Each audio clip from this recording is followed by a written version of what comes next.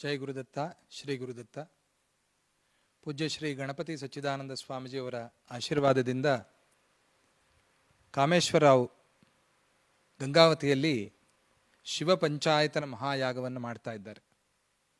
ಗುರುಕೃಪೆ ಅನ್ನೋದು ಹೇಗಿರುತ್ತೆ ಅಂತ ಹೇಳಬೇಕು ಅಂತಂದರೆ ನಮ್ಮ ಕಾಮೇಶ್ವರವನ್ನೇ ನೋಡಬೇಕು. ಪೂರ್ಣವಾದ ಗುರುಕೃಪೆಯಿಂದ, ಗುರು ಅನುಗ್ರಹದಿಂದ ಒಳ್ಳೆ ಕಾರ್ಯಕ್ರಮಗಳನ್ನು ಮಾಡ್ತಾ ಬರ್ತಾ ಇದ್ದಾರೆ. ಈಗ ಶಿವ ಪಂಚಾಯತನ ಮಹಾಯಾಗವನ್ನು ಸಂಕಲ್ಪಿಸಿ ನಡೆಸ್ತಾ ಇದ್ದಾರೆ. ಆದಿತ್ಯಂ ಅಂಬಿಕಾಂ ವಿಷ್ಣುಂ ಗಣನಾಥಂ ಮಹೇಶ್ವರಂ ಅನ್ನುವಂಥ ಸಂಪ್ರದಾಯ ನಮ್ಮದು.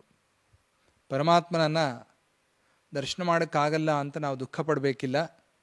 ಆ ಪರಮಾತ್ಮನ ಸ್ವರೂಪವಾದಂಥ 5 ರೂಪ, ಸೂರ್ಯ, ಅಮ್ಮನವರು, ಶಿವ, ವಿಷ್ಣು, ಗಣೇಶ್ವರ, ಈ 5 ರೂಪದಲ್ಲಿ ಭಗವಂತನ ಪರಮಾತ್ಮನನ್ನು ಅರ್ಚನೆ ಮಾಡಿಕೊಳ್ಬೇಕು. ಅದರಿಂದ ಸಮಸ್ತ ಕಲ್ಯಾಣವೂ ಆಗುತ್ತೆ ಅನ್ನುವಂಥ ಮಾತನ್ನು ಶಾಸ್ತ್ರಗಳು, ವೇದಗಳು ನಮಗೆ ತಿಳಿಸ್ತಾ ಇವೆ.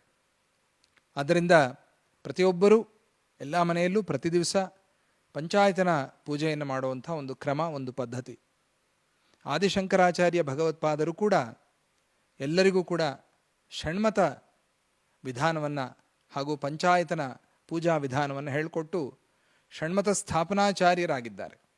ಈ ಪಂಚಾಯತನ ಅರ್ಚನೆಯಿಂದ ಎಲ್ಲ ಮಂಗಳಗಳನ್ನು, ಎಲ್ಲ ಸೌಖ್ಯವನ್ನು ನಾವು ಪಡಿಬೋದಾಗಿದೆ. ಇಂಥ ಒಂದು ಈ ಶಿವ ಪಂಚಾಯತನ ಮಹಾಯಾಗವನ್ನು ಸಂಕಲ್ಪ ಮಾಡಿ ವಿಶ್ವಶಾಂತಿ, ಲೋಕ ಕಲ್ಯಾಣಕ್ಕಾಗಿ ಈ ಕಾರ್ಯಕ್ರಮವನ್ನು ಮಾಡ್ತಾ ಇರುವಂಥದ್ದು ನಮಗೆ ತುಂಬ ಸಂತೋಷವಾಯಿತು. ನಾವು ಕೂಡ ಬರಬೇಕು ಅಂತಿದ್ವಿ. ಕೆಲವು ಕಾರಣಗಳಿಂದ ಅಲ್ಲಿ ಬರೋಕ್ಕಾಗ್ತಾ ಇಲ್ಲ. ಆದರೂ ಮನಸ್ಸೆಲ್ಲ ಅಲ್ಲೇ ಇದೆ. ಪೂಜ್ಯ ಸ್ವಾಮೀಜಿಯವರ ಆಶೀರ್ವಾದ ಕೂಡ ವೆಂಕಟ ಕಾಮೇಶ್ವರ ಅವರ ಮೇಲೆ, ಅವರ ಕುಟುಂಬ ಹಾಗೂ ಯಾರ್ಯಾರು ಈ ಕಾರ್ಯಕ್ರಮದಲ್ಲಿ ಭಾಗವಹಿಸಿ ಈ ಸೇವೆಯನ್ನು ಮಾಡ್ತಾ ಇದ್ದೀರಿ, ನಿಮ್ಮ ಮೇಲೆ ಎಲ್ಲರ ಮೇಲೂ ಕೂಡ ಗುರುಕೃಪೆ ಹಾಗೂ ಆ ಭಗವಂತನ ಅನುಗ್ರಹ ಪರಿಪೂರ್ಣವಾಗಿ ಪ್ರಸರಿಸಲಿ ಅಂತ ಹೇಳ್ತಾ, ಈ ಮಹಾಯಾಗ ಚೆನ್ನಾಗಿ ನಡೆಯಲಿ. ಮಹಾಪೂರ್ಣಾಹುತಿ ಮಾಡ್ತಾ ಇದ್ದೀರಿ.